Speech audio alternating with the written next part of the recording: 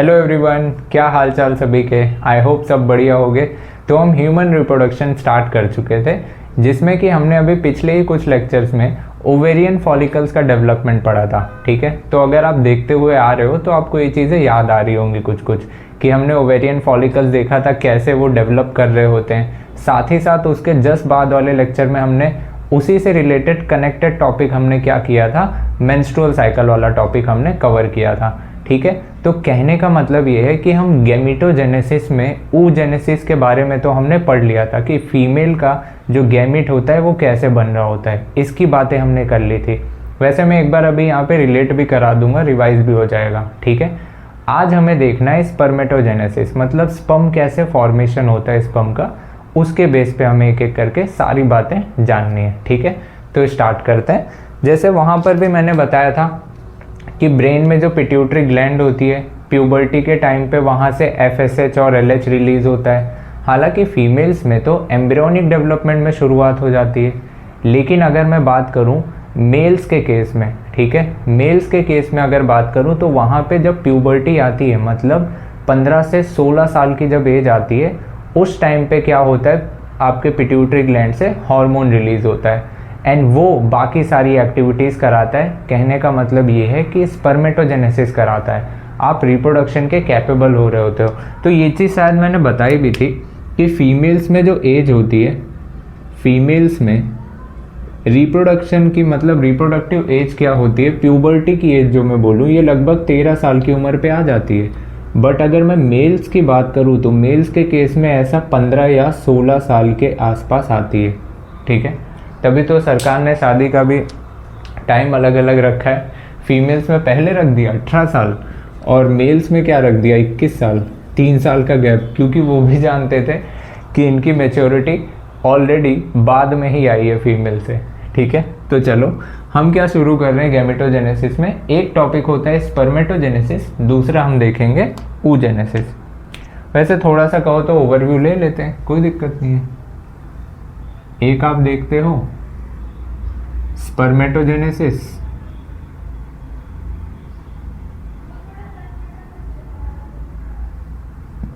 दूसरा होता है oogenesis, जिसमें से oogenesis के बारे में मेनली हमने पढ़ लिया था। ठीक है, थोड़ा सा स्पर्मेटोजेनेसिस के बारे में मैं डिस्कस करता हूँ। होता क्या है, ऐसे ही समझो जब प्यूबर्टी आती है तो प्यूबर्टी के टाइम पे होता क्या है, एट प्यूबर्टी, जब प्यूबर्टी आती है मेल्स के केस में, उस टाइम पे क्या होगा, स्पर्मेटोजेनेसिस ध्यान रखना ये मेल्स का ही तो है। ठीक है, तो प्यूबर्टी के टाइम पे क्या होगा, एंटीरियर पिट्यूटरी से, एंटीरियर पिट्यूटरी से 2 हार्मोन निकलते हैं। ठीक है, जैसे फीमेल्स में बताया था FSH और LH आता है। ठीक है, ये हम एंडोक्राइन वाले चैप्टर में पढ़ेंगे भी कि गोनेडोट्रोफिन ये हार्मोन्स होते हैं। ठीक है, अभी बस इतना जानो कि 2 हार्मोन्स निकलते हैं जिनका काम क्या होता है, ये FSH किस पर एक्ट करता है और LH किस पर एक्ट करता है। फीमेल्स में तो हम जान चुके थे कि ये फॉलिकल्स की डेवलपमेंट करा रहा था और LH क्या करा रहा था, उस सेकेंडरी oocyte को बाहर निकाल रहा था ग्राफियन फॉलिकल से, जिसको आप ओव्यूलेशन भी कह रहे थे। हाँ, ये मैंने माना कि ये दोनों हार्मोन यहाँ भी निकलते हैं, लेकिन इनका फंक्शन डिफरेंट है।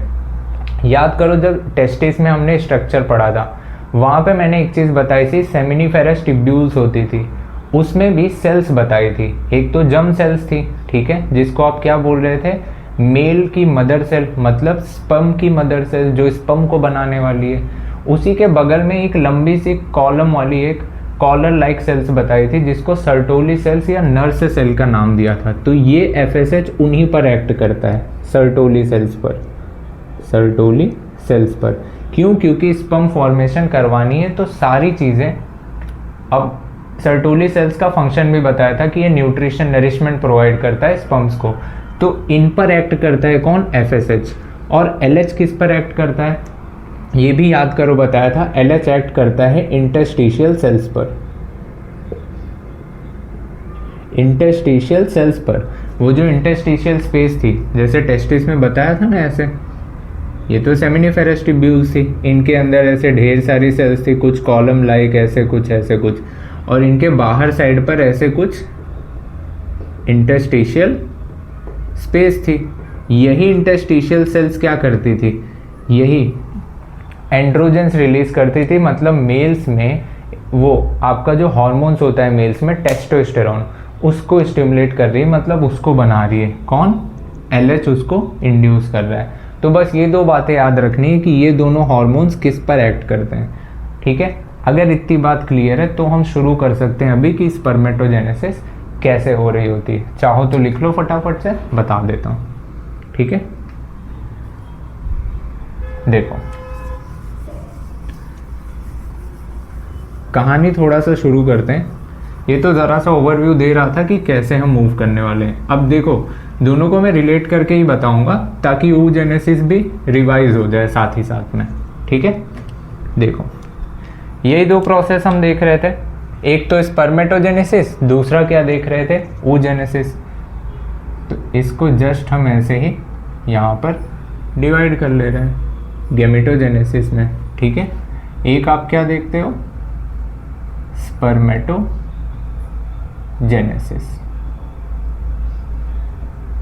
और ये oogenesis। ये तो ऑलरेडी पढ़े थे तो रिवाइज भी हो जाएगा साथ ही में। अच्छा याद करो, चाहे आप टेस्टिस का स्ट्रक्चर लो, चाहे आप ओवरी का स्ट्रक्चर लो, उनके सबसे बाहर वाली लेयर जिसको आप जर्मिनल एपिथेलियम बोलते थे, ऐसा लगता है वही जर्म सेल्स को बना रही है। कहने का मतलब है वही रिप्रोडक्टिव सेल्स को बना रही हैं। अगर मैं फीमेल्स में बात करूं तो उन सेल्स को आप क्या बोलते थे? oogonia कहते थे। oogonia कह लो या फिर आप कह लो क्या, फीमेल गैमेट की मदर सेल। उसी तरह यहाँ पर आप अगर बात करो उस जर्म सेल को आप क्या बोलोगे, उस जर्म लेयर को आप क्या बोलोगे? यहाँ पर स्पर्मेटोगोनिया बोलोगे, या फिर आप कह लो मेल जर्म सेल या फिर स्पर्म मदर सेल। ठीक है, एक ही बात है। तो चाहो तो यहाँ पे स्पर्म मदर सेल कह लो। तो ये वही जर्म लेयर बना के दिखा रहा हूँ, ऐसे होती थी क्यूबॉइडल। ठीक है, ऐसे यहाँ पर भी तो होती थी, ऐसे ही होंगे। इनको जर्म सेल बोल लो या फिर गैमेट की मदर सेल बोल लो। तो यहाँ पे अगर मैं बात कर रहा हूँ तो मैं इनको क्या बोलूँगा? स्पर्मेटोगोनिया, है ना, मतलब स्पर्म की mother cell, sperm mother cell, एक ही बात है। अच्छा, ये जितनी भी सेल्स आप देख रहे हो ये सब क्या है? 2n है, मतलब क्रोमोसोम का नंबर इसमें कितना है? 46, क्योंकि पेयर ऑफ क्रोमोसोम होते हैं। यही कहानी कहाँ पर है? यहाँ पर भी। अब इनके सेल्स को आप क्या बोलते हो? इनको तो आप oogonia बोलते हो, है ना, oogonia या oogonia कुछ भी कह लो।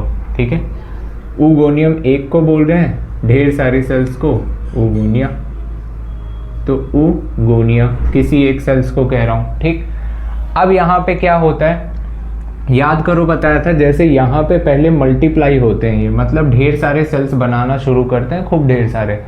ठीक है, मतलब ये जब माइटोसिस करते थे तो ऐसे लगता था खूब सारे सेल्स बना रहे हैं, है ना। यही कहानी ये भी करते हैं, इनमें भी ऐसे ही होती है, माइटोसिस होगी और ढेर सारे सेल्स बनाएंगे। और ये भूलना मत, ये अभी भी 2n है, ये अभी भी 2n है, और ये अभी भी क्या है? स्पर्मेटोगोनिया। ठीक है, अभी इनमें कुछ बदलाव थोड़ी हुआ है, अभी तो इन्होंने सिर्फ अपना नंबर बढ़ाया है। और नंबर बढ़ाने वाले फेज को आप क्या बोलते हो? मल्टीप्लाई कर रहे हैं, मतलब इनको आप क्या बोलोगे? मल्टीप्लिकेशन फेज बोलते हो। तो ये जो आपको दिख रहा है ये पहला फेज, ये मल्टीप्लिकेशन फेज कहलाता है। ठीक है, सबसे पहला फेज है। दूसरी कहानी, अब ये मल्टीप्लाई हो गए, ढेर सारे सेल्स बन गए। तो याद करो इनमें भी ऐसे ही बताया था कि अब इनमें सेल्स क्या होती हैं, कोई एक सेल बना के दिखाया था वो एक सेल क्या करती है, मतलब इन्हीं में से सेल सब क्या करेंगी, अपना साइज बढ़ाएंगी, बड़ी हो जाएंगी, और बाकी की सेल्स क्या करती हैं, इसके चारों तरफ ऐसे घेरा बना लेती हैं, और उस स्ट्रक्चर को हमने यहाँ पे प्राइमरी फॉलिकल बोला था। ठीक है, तो ये वाला केस तो याद होगा, वही कहानी है। अब ये क्या करेंगी, अपना ग्रोथ करेंगी और ऐसे सेल बड़ी हो जाती है। अब वो पूरे फॉलिकल्स नहीं बना रहा हूँ, बड़ी हो जाती है, और इस सेल को अब मैं क्या बोलने लग जाता था, प्राइमरी oocyte बोलता था, है ना। और ये तो अभी भी oogonia थी, और ये सब क्या है, अभी 2n ही है, ये सारे स्ट्रक्चर्स अभी 2n हैं, तो ये क्या है, प्राइमरी oocyte बनी थी। ठीक है, यही कहानी इनमें भी तो हो रही है, लेकिन नाम बदल गया है। यही कहानी इनमें भी हुई, ये भी सेल बड़ी हो गई, ये भी 2n ही है जैसे ये 2n है। ठीक है, लेकिन इसका नाम बदल गया, क्या नाम हो गया, इसका हो गया प्राइमरी स्पर्मेटोसाइट, है ना, प्राइमरी स्पर्मेटोसाइट हो गया 2n वाले स्ट्रक्चर पे। ऐसा लगता है यहाँ पर हुई क्या है, सेल्स की ग्रोथ हुई है। ठीक है, मतलब इनका साइज बढ़ा है। तो ये जो दूसरे नंबर का फेज है, ये क्या है, ग्रोथ फेज कहलाता है, ग्रोथ फेज कहलाता है। ठीक है, ये ग्रोथ फेज कहलाता है।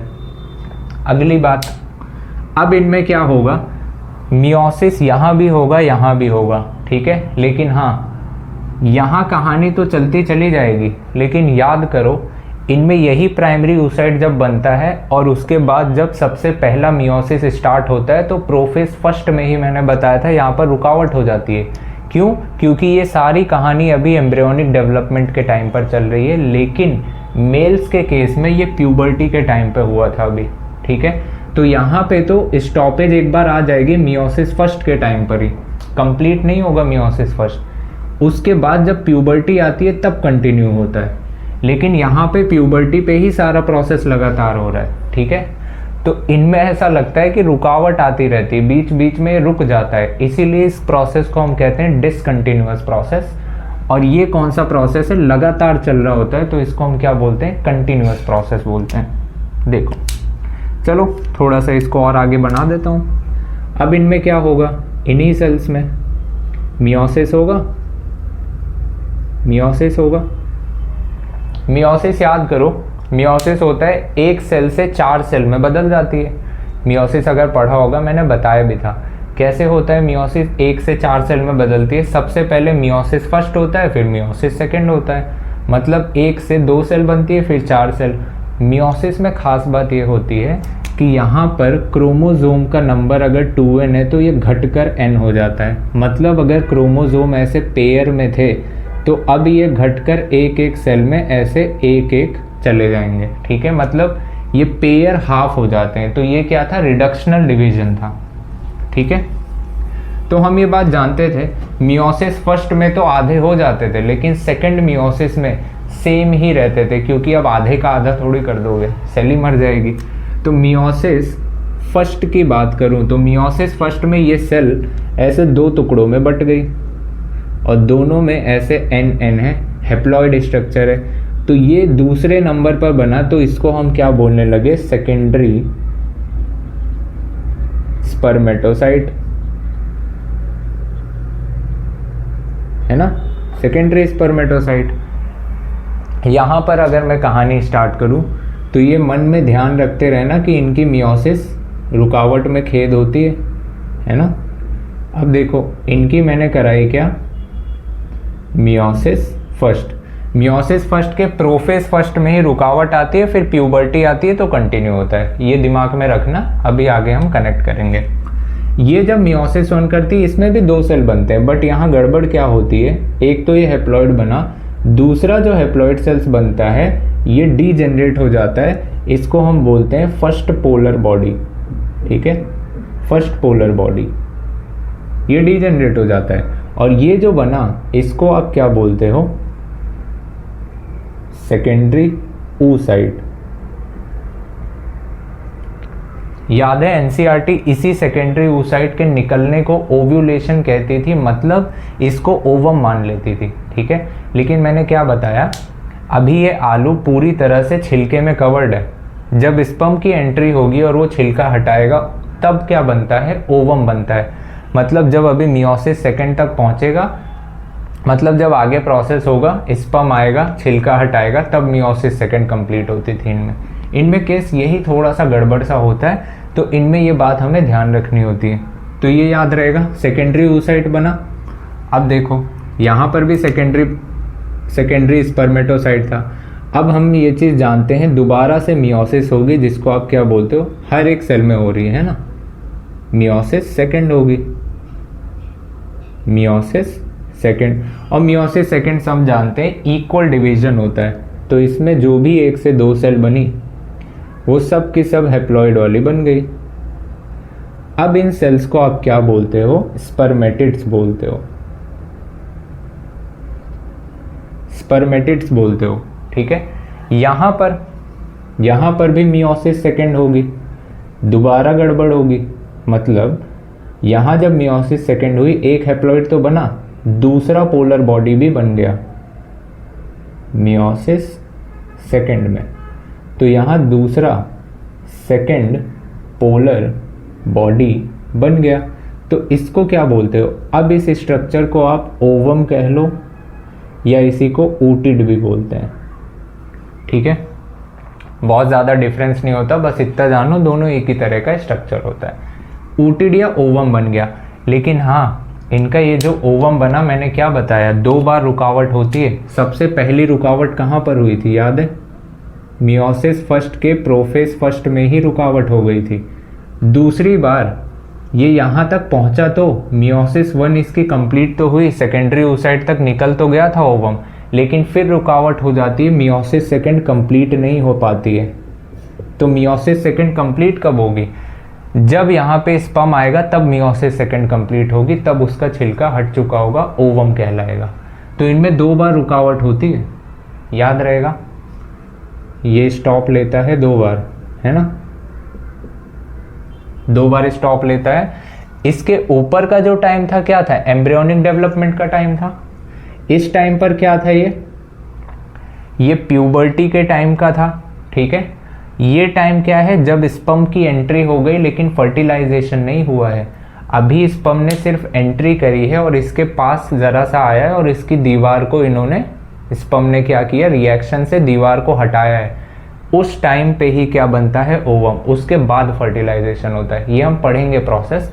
तो अगर मैं डिवाइड करके ज़रा सा बताना चाहूँ कि ये जो आपको इसके पहले की प्रोसेस दिख रही है, चलो इससे ही लिख दो, यहाँ से यहाँ तक की जो प्रोसेस दिखी आपको, ये कहाँ पर हुई, ये एम्ब्रियोनिक स्टेज में, ये एम्ब्रियोनिक स्टेज में हो रही थी, ये आप भूल ना जाओ इसलिए बता रहा हूँ। और ये प्रोसेस प्यूबर्टी के टाइम पे हुई थी, प्यूबर्टी। ये बाकी की प्रोसेस कब हुई, ये हुई थी after entry of sperm, after entry of sperm, but before fertilization, है ना, बट बिफोर फर्टिलाइजेशन, फर्टिलाइजेशन के पहले। तो इनमें 2 बार रुकावट हुई, इनमें यहाँ तक तो बन गई, यहाँ पर एक भी बार रुकावट नहीं हुई। इसके बाद क्या होता है, इनमें ज़रा सा इनके रूप में बदलाव आता है, मतलब मॉर्फोलॉजी इनकी चेंज होती है, ठीक है। इनकी इसी मॉर्फोलॉजी का चेंज होना और उसके बाद ऐसे स्पर्म्स में कन्वर्ट हो जाना, इस प्रोसेस को तो स्पर्मिएशन कहते हैं, ठीक है। और ये जो बनी ये क्या है, स्पर्म्स। तो अगर मैं आपसे पूछूं स्पर्मिएशन क्या होता है, तो स्पर्मिएशन कुछ नहीं होता है, यही होता है स्पर्मेटिड का ट्रांसफॉर्म हो जाना स्पर्म्स में, उसी को क्या बोलते हैं, स्पर्मियोजेनेसिस क्या कहते हैं, ठीक है। तो ध्यान रखना, स्पर्मेटिड से ट्रांसफॉर्म होकर स्पर्म में बदल जाना क्या होता है, स्पर्मियोजेनेसिस कहलाता है। एक और वर्ड लिखा है एनसीईआरटी में, स्पर्मिएशन क्या होता है, ये जहाँ से ऐसे अटैच होते हैं ना ये स्पर्म्स, यहाँ से इनका डिटैच हो जाना, ये क्या कहलाता है, स्पर्मिएशन कहलाता है, ठीक है। तो ये बात ध्यान रखना, अभी ये वाला प्रोसेस मैं समझा दूंगा, ठीक है। क्या यहाँ तक कहानी समझ आ रही है? एक बार आप नोट डाउन करो, बट हाँ ध्यान रखना यहाँ पर जो आपको प्रोसेस नज़र आ रही है ना, यहाँ से लेके यहाँ तक की कहानी, और इसमें भी यहाँ से लेके यहाँ तक की कहानी, ये तीसरे नंबर की कैटेगरी में आ रहा है, जिसको आप क्या बोलते हो? मैच्योरेशन फेज बोलते हो। मतलब ये मैच्योर हो रहे हैं, ठीक है, मैच्योरेशन फेज कहलाता है, याद रहेगा, ये मैच्योरेशन फेज कहलाता है। तो ये तीनों फेज हैं, उसके बाद ये सारी प्रोसेस हो रही होती है। एक बार फटाफट से नोट डाउन कर लो, देन थोड़ा सा मैं आगे बता देता हूँ। डन, चलो।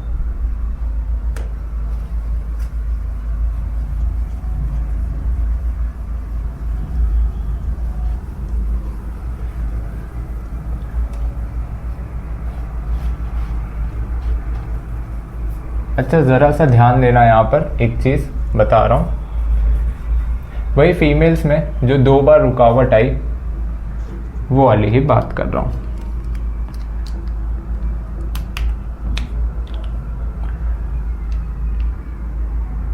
टू एन मतलब 46 रहे होंगे क्रोमोसोम उसमें, ठीक है। अब ये सेल क्या करती थी? फीमेल्स की बात कर रहा हूँ। ये सेल मियोसिस 1 करती थी, ठीक है। मियोसिस 1 करके ऐसे 2 सेल में बदल जाती थी, 23 वाले। फिर दोबारा से करती थी मियोसिस 2, और उसके बाद ऐसे 4 सेल्स में बदल के अपना मियोसिस कंप्लीट कर लेती थी। यही तो था 23। यहाँ पर क्या क्या चीज़ें थी?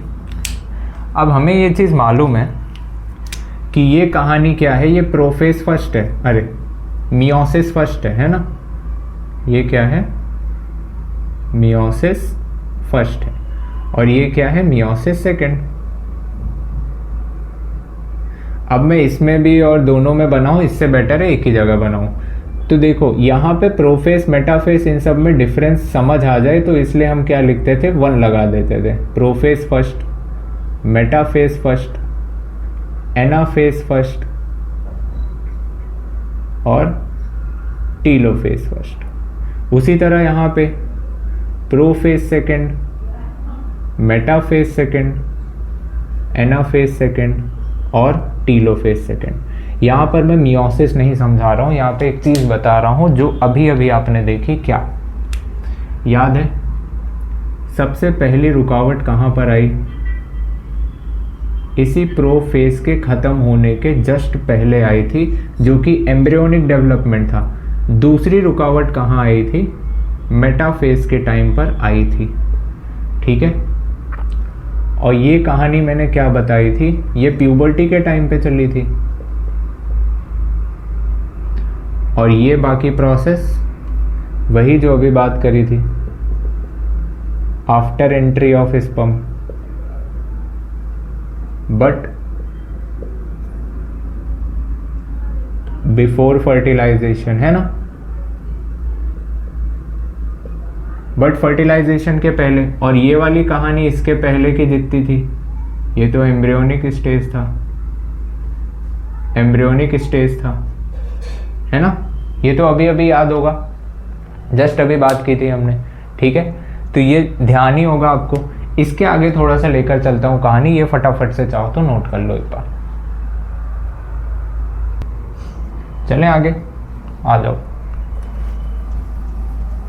तो ये बात तो हमें अच्छे से समझ आ गई ना कि फीमेल्स में गेमेटोजेनेसिस की प्रोसेस डिसकंटिन्यूअस होती है और मेल्स में कंटिन्यूअस होती है, ठीक है। तो ये चाहो तो लाइन लिख भी लो, कोई दिक्कत नहीं है। अब हम पढ़ने क्या जा रहे हैं? वो प्रोसेस जिसको आप बोल रहे हो स्पर्मियोजेनेसिस। ये क्या होता है? अभी तो बताया था, भूल तो नहीं गए? क्या होती है process? Transformation of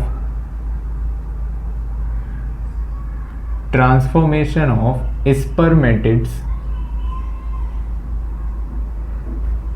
into spermatozoa। ये अलग अलग नाम क्या बता रहे हो? अरे इसी स्पर्मेटोजोआ को ही हम स्पर्म्स बोल रहे हैं, है ना, ठीक। तो ट्रांसफॉर्मेशन मतलब स्पर्मेटिड का उस गोल स्ट्रक्चर से ऐसे टेल वाले स्ट्रक्चर के स्पर्म में बदल जाना ही क्या कहलाता है? स्पर्मियोजेनेसिस कहलाता है। ये कैसे होता है, किस तरीके से होता है, ये सेल वाले चैप्टर में भी गोल्जी बॉडी के फंक्शन में एक जगह लिखा है, एक्रोसोम की फॉर्मेशन करता है गोल्जी बॉडी।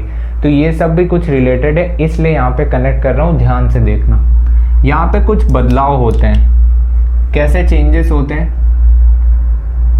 चेंजेस आपको कुछ स्ट्रक्चर्स में देखने को मिलेंगे, जैसे कि अगर मैं बात करूं न्यूक्लियस में देखने को मिलेगा चेंज। दूसरी बात, गोल्जी बॉडी में चेंज देखने को मिलेगा, सेंट्रियोल में चेंज देखने को मिलेगा, माइटोकॉन्ड्रिया में देखने को मिलेगा,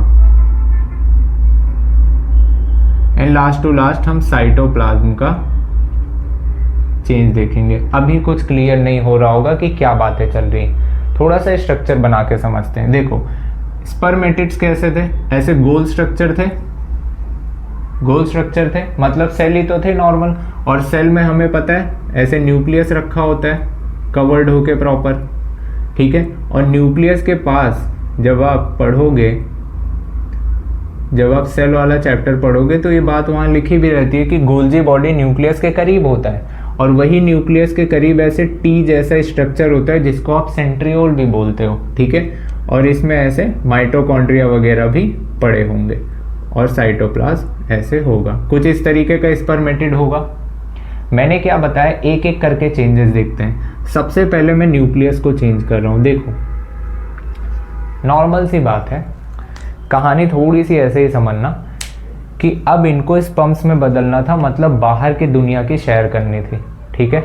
तो जैसे देखो ये भी कहा जाता है कि बायो में चाहे पूरी बॉडी की बात कर लो आप, मैंने कई बार ये बात बताई है, चाहे आप पूरे बॉडी को ले लो चाहे आप एक सेल को ले लो, दोनों एक ही बात है। मतलब कि जैसे पूरी की पूरी बॉडी बनी है वैसे सेल में भी वो सारी चीज़ें छोटी छोटी बनी है। वैसे ही समझना, जैसे सेल को कंट्रोल करने के लिए न्यूक्लियस होता है, उसी तरह पूरी बॉडी को कंट्रोल करने के लिए ब्रेन होता है, हेड होता है। तो वैसे ही एक चीज़ समझ आती है कि जब बॉडी बन रही होगी, ठीक है, जब हमारी बॉडी बन रही होगी तो हमने भगवान से मांगा होगा कि पहले हमें दिमाग दो ताकि हम सारी चीज़ें कर पाएँ। तो यहाँ पर भी यही था कि आपको बाहर दुनिया की सैर करनी है, अभी आप मैच्योर नहीं हुए हो, तो आपको क्या करना है, अपने अंदर कुछ बदलाव करने हैं। उस बदलाव में से भी सबसे पहला क्या बदलाव करना है, पहले अपनी बुद्धि का विकास कर लो, मतलब पहले अपने ब्रेन को डेवलप कर लो, तब आगे क्या करना है वो देख लेना। तो इन्होंने क्या किया, सबसे पहले अपना ब्रेन डेवलप किया कि हाँ मुझे बाहर जाना है तो थोड़ा सा दिमाग मेरा अच्छा रहे, कि हाँ सारी चीज़ें मुझे पता रहें। दूसरी चीज़, अब बाहर जाओगे सैर करने तो भगवान ने बोला एक्सीडेंट हो जाएगा, इससे बेटर है आप सर पे हेलमेट लगा लो। मतलब अभी हम देखेंगे गोल्जी बॉडी में कुछ चेंज होगा और एक स्ट्रक्चर बनेगा जो इनके सर पे हेलमेट का काम करेगा। फिर इन्होंने कुछ और चेंजेस किए, सेंट्रियोल में चेंजेस किए कि आपको बहुत रफ्तार से फ्लूइड में भागना है, क्योंकि स्पर्म को कहाँ जाना है, वेजाइना में जाना है, और वहाँ पे फ्लूइड होता है। और स्विमिंग इतनी तेज़ करनी है तो आपको एक लंबी सी पूँछ भी चाहिए, तो इनको पूँछ भी बना कर दी। फिर भगवान ने बोला अब तुम्हें उतना दूर जाना है, सरवाइव करना है, तुम्हें एनर्जी कहाँ से मिलेगी, तो इन्हें माइटोकॉन्ड्रिया नाम के पावर हाउस दे दिए गए, मतलब पेट्रोल भी दे दिया गया गाड़ी में कि अब भगाओ गाड़ी, ठीक है। तो कुछ ऐसे कहानी है, थोड़ा ध्यान से देखना क्या क्या चीज़ें।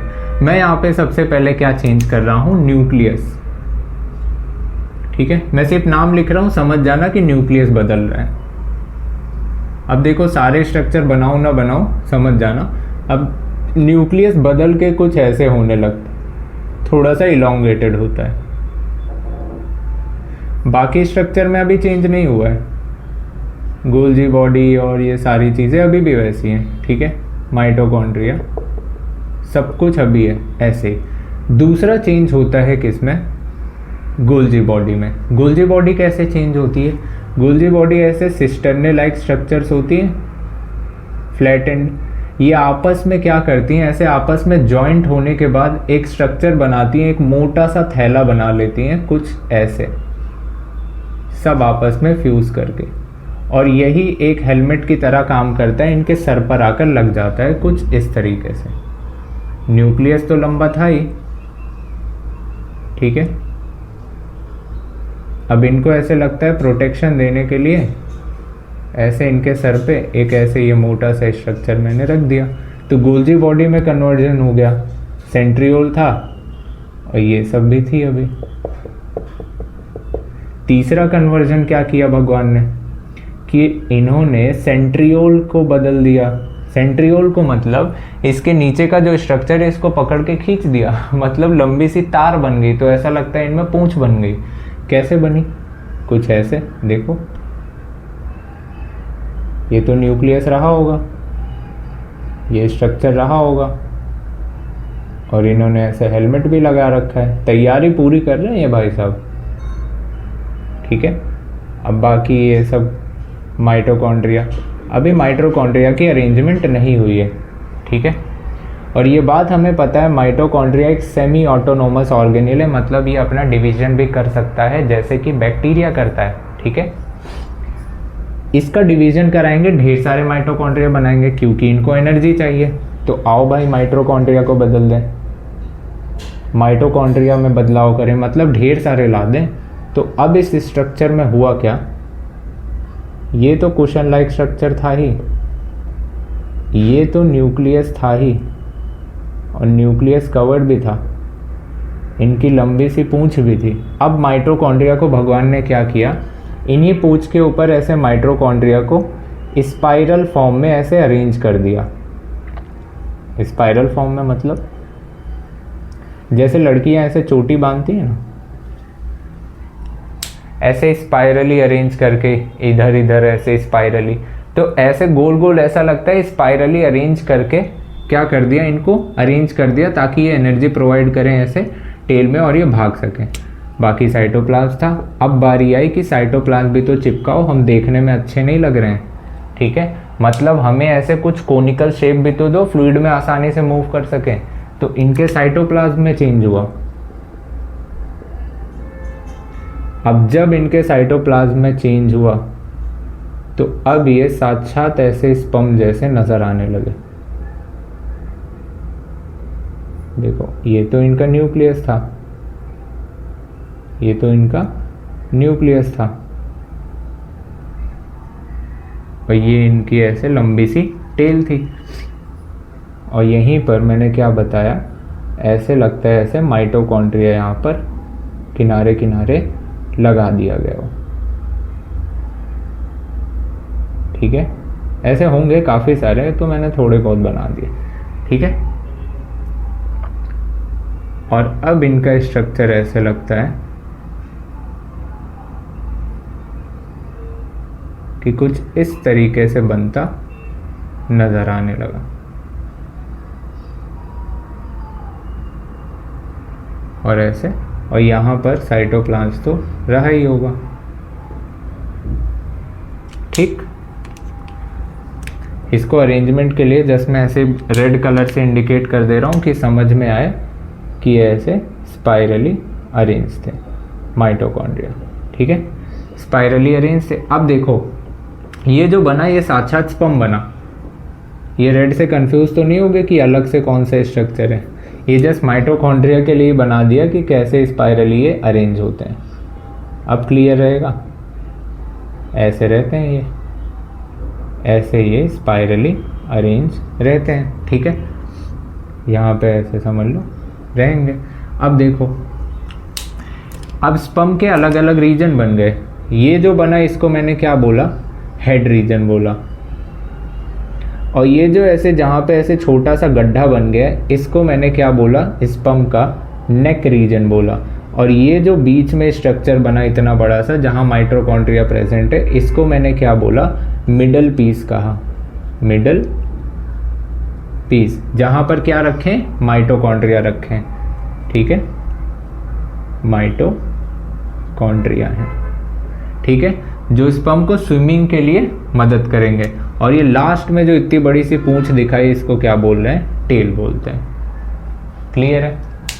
ये एक बार नोट डाउन कर लो, थोड़ा सा बता देता हूँ। यही लिखा दूँ, चलो यही लिखा देता हूँ।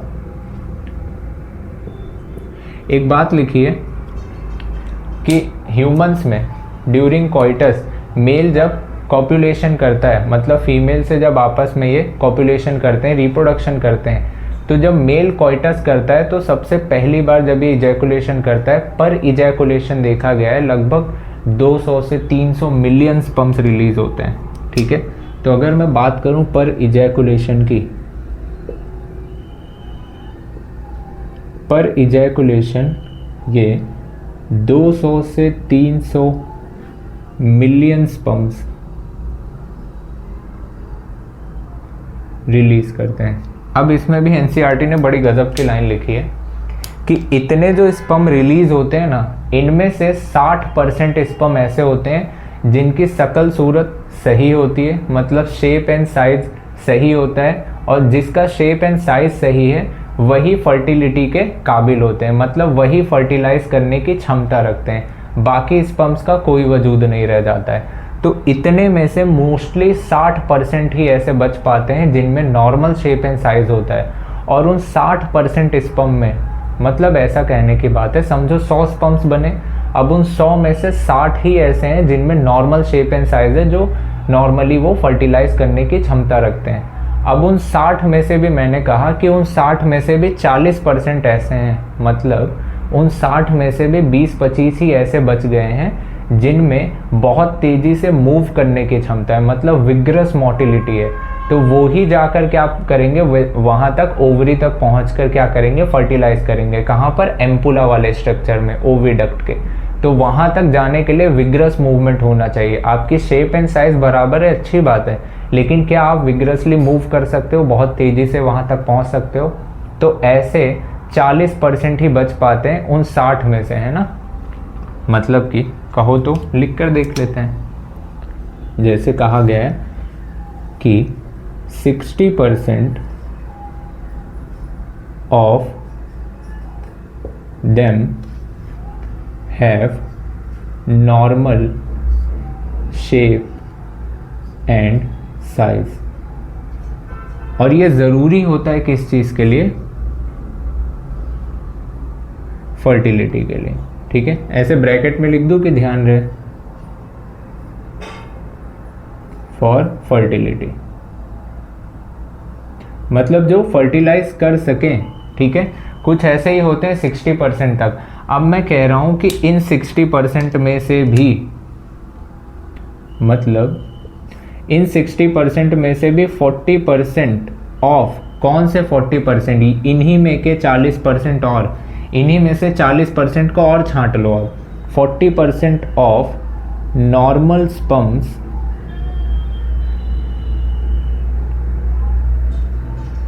मस्ट शो विग्रस मोटिलिटी, ठीक है।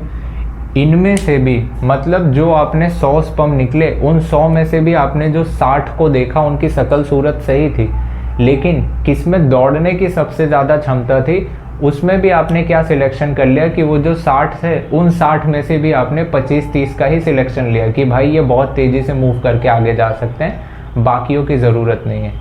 अब वो एक बाई चांस फैक्टर है कि वो जो इतने सारे वहाँ तक पहुँचे, उनमें से भी कोई एक ही जाकर फर्टिलाइज कर पाता है, ठीक है। तो ये फर्टिलाइजेशन और इन सारी चीज़ों में हम टॉपिक में डिटेल में समझेंगे भी, ठीक है।